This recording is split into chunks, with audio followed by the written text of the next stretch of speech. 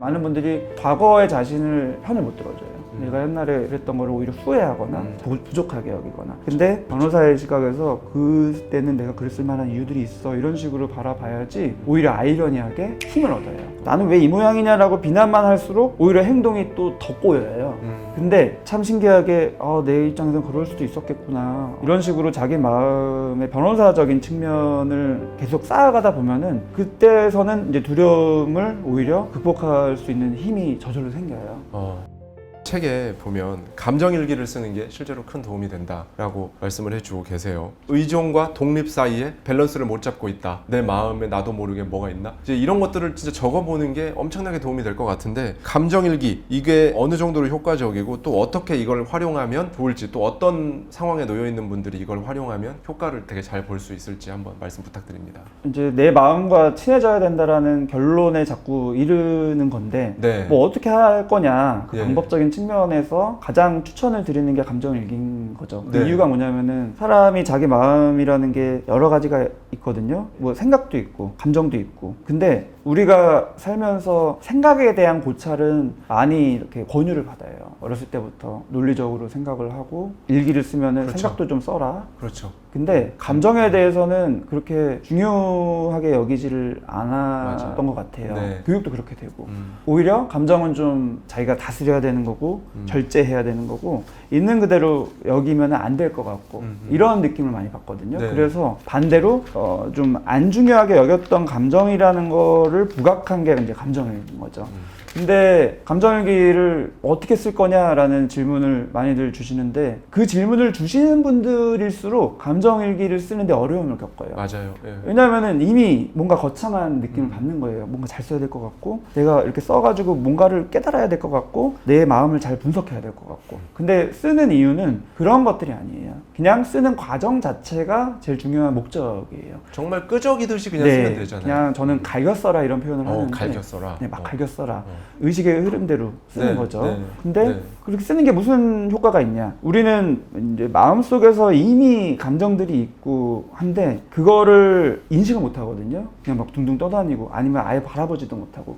근데 별거 아니어도 그냥 막 끄적이듯이 쓰다 보면 이렇게 약간 실타래 실이 뽑혀 나오듯이 쓰다 보면은 연결이 돼요. 내가 지금 답답하다를 쓰다 보면 나도 모르게 답답하다는 거 인식이 되면서 답답한 이유와 관련된 아까 만난 그 친구가 나를 바라보는 그 표정이 연상되면서 그 표정에서 나를 무시하는 느낌 같은 게 떠오르면서 무시받는 느낌, 뭐 창피함, 열받음 뭐 이런 감정들이 또 떠오르고 그러면 쓰고 이런 식으로 하다 보면은 내가 인식하지 못했던 감정들이 이제 쓰는 과정에서 인식이 되는 거 그게 굉장히 중요한 거고 트라우마 치료에서 쓰는 거 역시도 바로 그 이유거든요. 트라우마라는 거는 객관적인 그 상황이 중요한 게 아니라 그 상황에서 내가 강렬한 감정을 느낀 게 되게 중요한 건데 네. 그 감정이 너무 괴롭기 때문에 내가 그 감정을 마주하지 않는 게 회피하는 게 트라우마의 악순환이거든요. 네.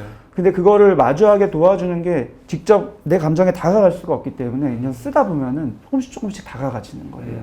근데 다가가기만 해도 이제 인식이 되는 것만 해도 해소가 자연스럽게 일어나는 거라서 그런 이제 목적에서 트라우마 치료에 감정일기를 사용하는 것처럼 거창한 트라우마가 아니어도 우리가 호흡하듯이 호흡이라는 게 생각해보면은 하루에도 수만 번 하거든요. 네. 의식하지 않고 들숨과 날숨을 통해서 공기만 들어갔다 나가는 게 아니라 그 속에 있는 산소를 흡수하는 거고 이산화탄소를 배출하는 거고 네. 그게 우리 몸속에서 돌아다니는 것처럼 우리 마음도 이미 다양한 감정들이 있는 거라서 그거를 쓰면서라도 인식을 해야지 그게 해소가 되고 그래야지 또 새로운 감정들이 나왔을 때 인식이 되고 이런 식으로 순환이 계속 되는 거고 사실은 감정일기 안 써도 제일 바람직한 거는 그냥 있는 그대로 숨 쉬듯이 내가 내 마음을 계속 바라볼 수 있는 상태가 사실은 제일 바람직하죠. 근데 그거는 우리가 워낙에 훈련이 안 된 경우가 많기 때문에 특히 맞습니다. 요즘에 이제 차선책으로라도 감정일기를 통해서 자기 마음에 집중하도록 제가 방법적인 측면에서 제일 우선시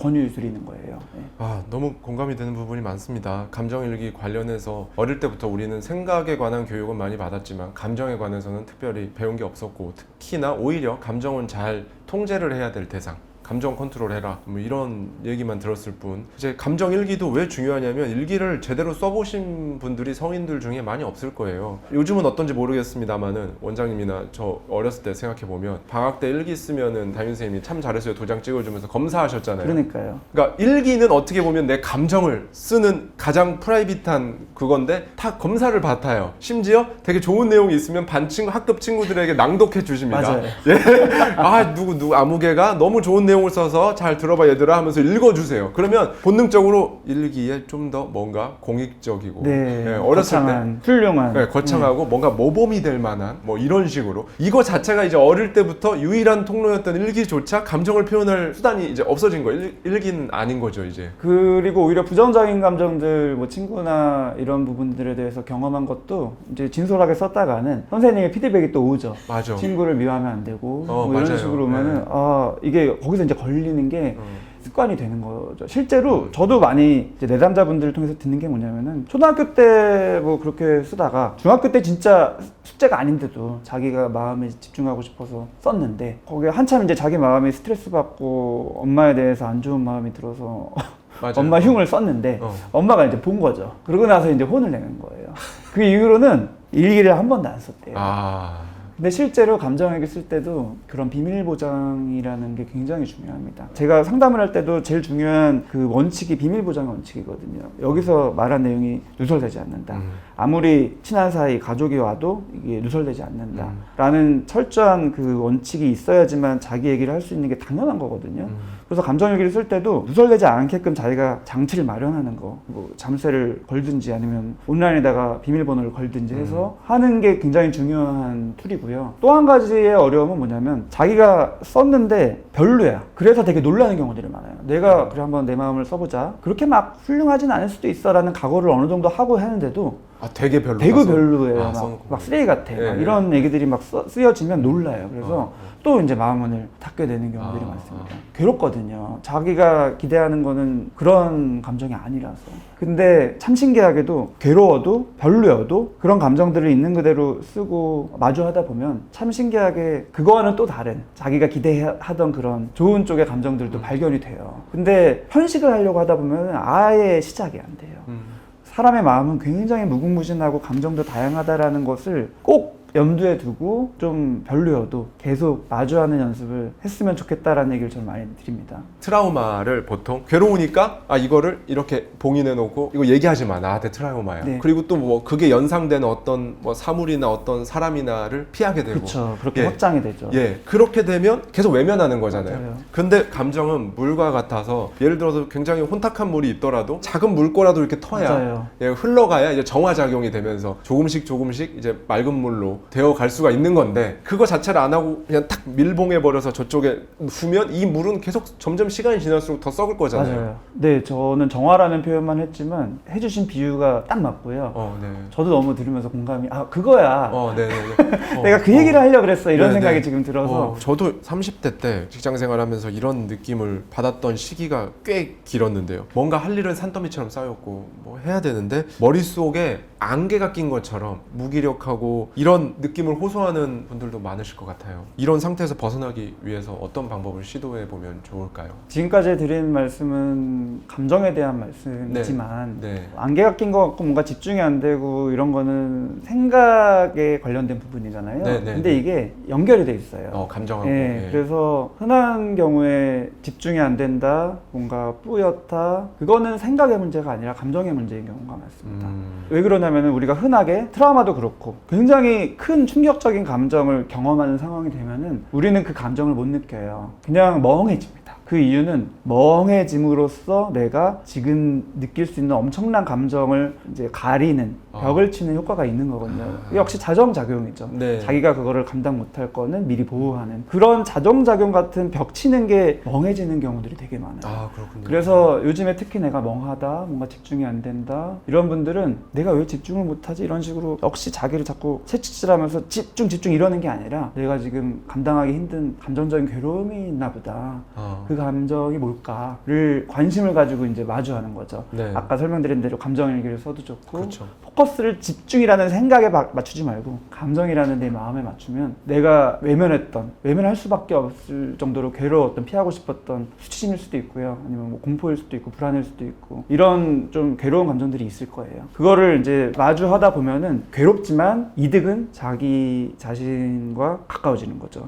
그리고 굳이 그 벽을 칠 필요가 없어지는 거죠. 이미 마주하고 있기 때문에. 네. 그렇기 때문에 오히려 선명해져요. 생각이든 이런 집중이든. 그래서 역시 답은 감정이구나. 저는 항상 감정이 답이다라는 생각을 하게 됩니다. 감정일기 말씀해 주셨는데 감정일기에 더해서 하나 정도만 더 일상에서 많은 분들이 해보시면 좋을 법한 거 하나 알려주시면 너무 좋을 것 같아요. 네, 자기 마음을 바라보는 그 방법적인 측면인데 수많은 마음들이 떠오를 거잖아요. 네, 그때 많은 오류가 일어나는 게 판단하는 거예요. 그래서 판단을 안 해야 되거든요. 근데 판단하지 말자 해도 판단이 돼요. 그래서 조금 의식적으로 하는데 도움이 되는 거는 그랬구나예요. 그랬구나. 네, 그렇구나. 내가 친구가 미워. 왜 밉지? 막 이런 식으로 좀 판단하거나 이런 거보다는 우선은 이유를 따지기 전에 받아들여야 돼요. 아, 그렇구나. 친구 밉구나. 네, 배가 아프구나. 네, 이런 식으로 그랬구나를 자기 마음속에 새겨주는 게 그걸 괜히 판단하면서 개조하지 않는 있는 그대로 수용하는 좀 방법적인 측면이 되는 것 같아요. 그게 1번이고 그렇게 자꾸 하다 보면 이제 올라올 거 아니에요. 근데 이제 올라오다가 말어. 더 이상 뭐 진행이 안 되네? 그럴 때 할 수 있는 거는 그래서 어땠어? 네, 이것까지 물어보면 좋아요.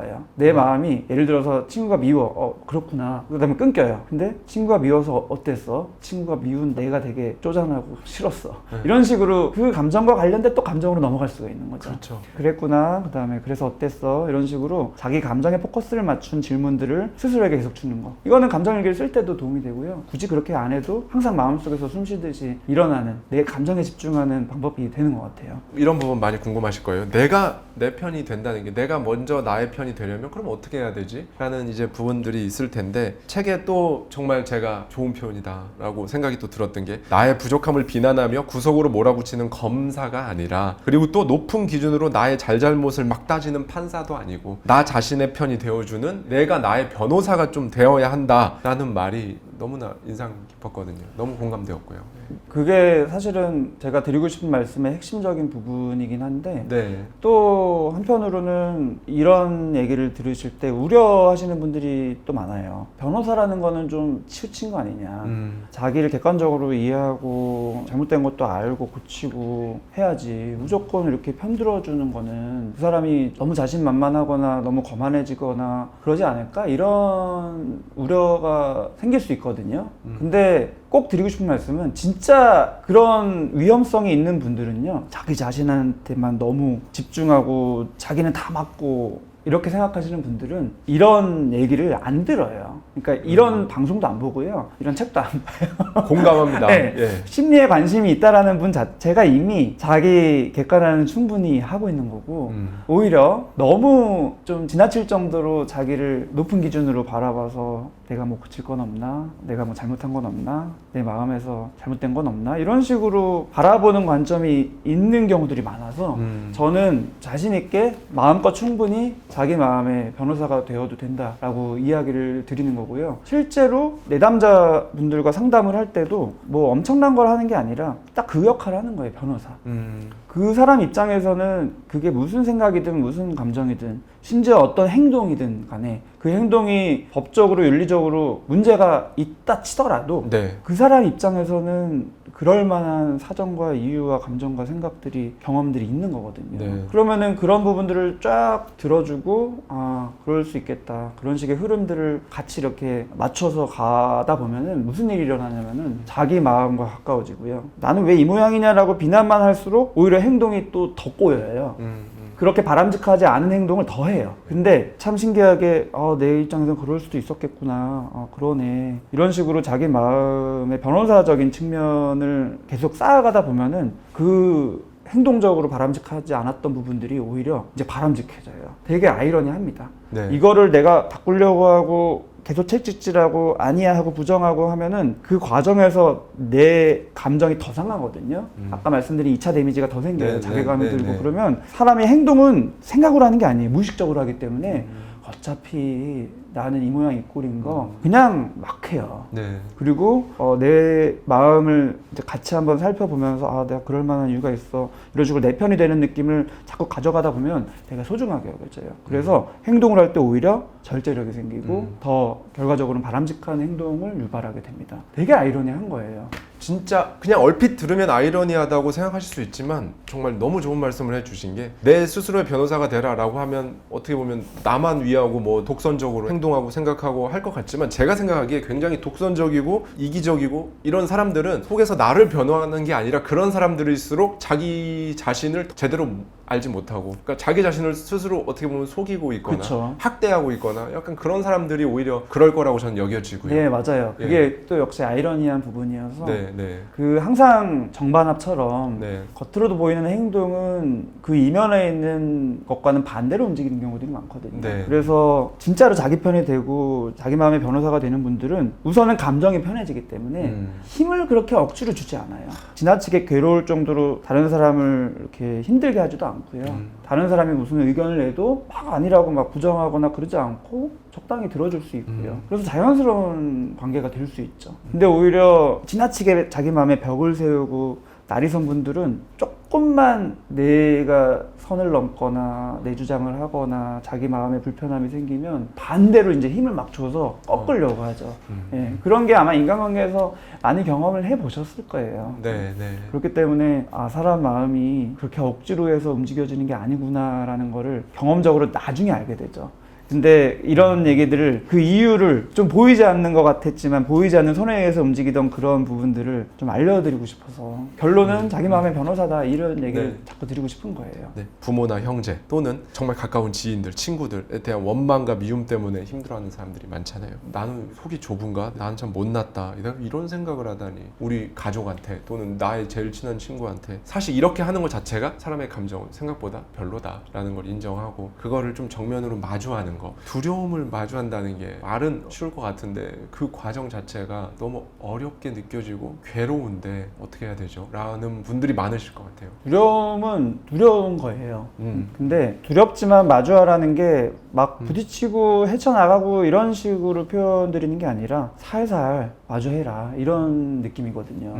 당연히 두려운 거 인정하고 사람마다 가진 두려움이 다 다르고 더 중요한 거는 그 두려움의 이유가 다 달라요. 그래서 내가 어떤 뭐 예를 들면 가족에 대한 생각이든 뭐 그런 게 생각하기조차 싫다면 그 생각하기 싫은 이유가 있는 거고 그 생각하기 싫은 이유로 이제 조금씩 접근을 하면 돼요. 내가 두려워. 아, 나 왜 이렇게 두렵지? 돌파하자 이게 아니라 아, 나는 두려워. 왜 두렵지? 예전에 그런 경험을 했어.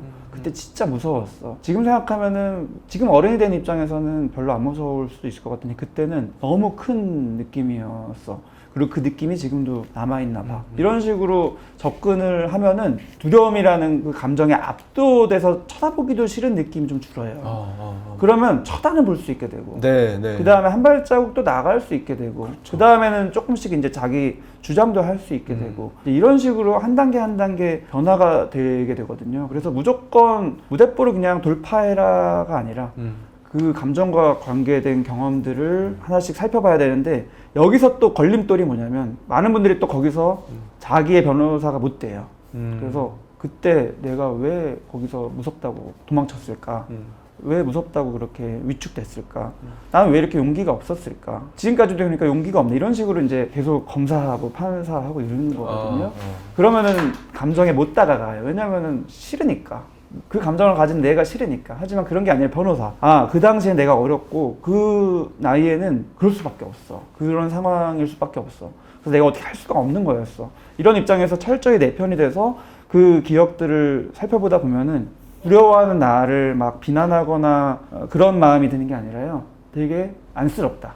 되게 좀 불쌍하다. 네. 실제로 상담을 하는 과정에서 마지막에 찾아오는 진짜로 자기를 제대로 수용하게 되는 그 마음이거든요. 그때서는 이제 두려움을 오히려 극복할 수 있는 힘이 저절로 생겨요. 네, 되게 신기합니다. 그래서 그 과거의 나, 그리고 지금의 나, 지금 내가 내 편이 되지 못한다는 거는 단순히 지금 현재에만 국한되는 표현이 아니라 과거까지도. 근데 많은 분들이 과거의 자신을 편을 못 들어줘요. 내가 옛날에 그랬던 거를 오히려 후회하거나 자책하거나 부족하게 여기거나.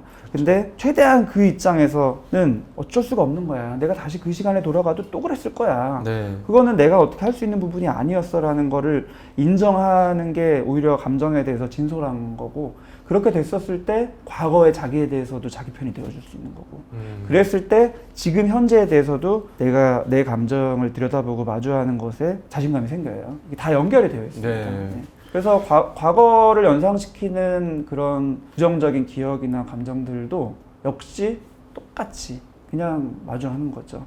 너무 힘들면 살살 마주하면 되고, 근데 방향성은 똑같은 거죠. 네. 보통 두려움을 마주하라 하면은 격파, 한 방에 막 극복 뭐 이렇게 생각하시니까 엄두 자체를 못 내시는 것 같은데, 너무 두려우면 살살 마주하면 된다. 처음부터 막 거의 정면 충돌하듯이 막 이렇게 확 그렇게 하는 것이 아니라, 그 말씀이 너무 와닿았고요. 자기 스스로 자신의 과거에 대해서 그거를 받아들이지 못하고 인정해주지 않고 오히려 자책하고 비난하고 이런 경우가 너무 많다라고 해주셨는데, 30대면 30대대로, 50대면 50대대로, 60대대로 젊은 시절 최선을 다해서 살지를 않았다 내가, 이렇게 만족하지 못하거나 후회하시는 분들이 굉장히 많은데, 이런 마음이 드는 분들께 원장님께서 한 말씀 부탁드리겠습니다. 후회의 감정은 우선은 진솔한 감정인 것 같아요. 그래서 그거를 부정할 필요는 없고, 이제 후회로 그대로 수용을 해야 하지만, 후회에서 딱 그쳐야 되는데 많은 분들이 이제 후회를 넘어서 그 과거의 자신을 비난하고, 네. 비난하면서 동시에 앞으로의 나 자신에 대한 자신감까지 다 깎아먹으면서 주저앉게 되는 분들이 많거든요. 네. 근데 역시나 진솔하게 봐야 되는 것 같아요. 지금 나의 감정을 후회다도 진솔하게 봐야 되지만, 과거의 그 순간에 나도 진솔하게 봐야 되는데, 많은 분들이 진솔하게 못 보고요, 지금의 기준으로 그때를 봐요. 지금의 기준으로. 네. 근데 진짜 타임머신 있다 치고 그때로 돌아가면요, 똑같이 그럽니다.